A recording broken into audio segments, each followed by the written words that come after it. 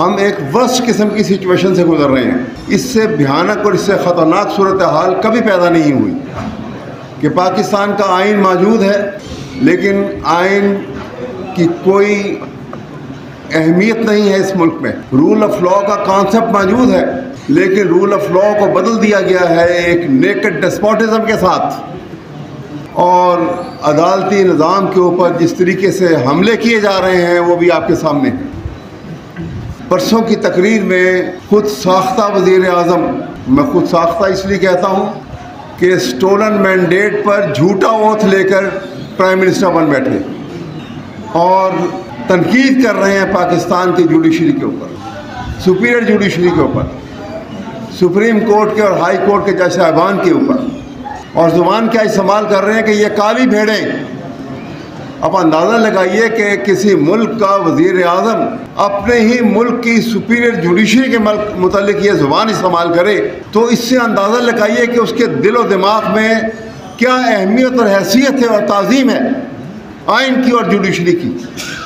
और कभी अपने गिरबान में झांक के देखे तो काली भेड़ तो वो खुद है।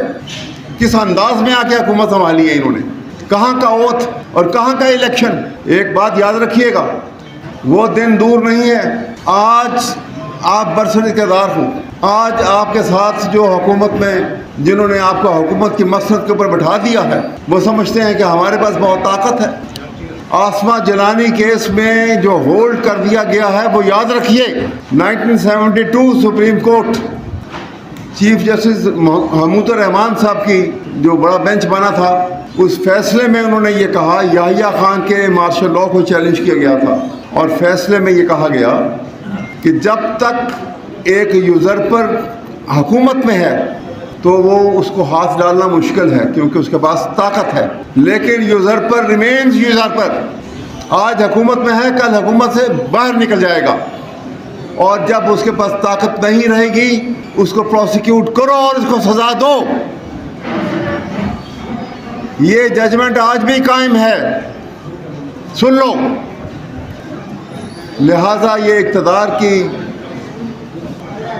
चिड़िया आज आपके सर से जब उड़ जाएगी और आप कॉमनर की तरह, एक कॉमन मैन की तरह होंगे, तो आसमा जिलानी केस के तहत यही बार एसोसिएशन होगी, यही लीगल फर्टर्निटी होगी जो बग़ैर ओथ लिए अपने आप को पाकिस्तान के आइन का पाबंद समझते हैं।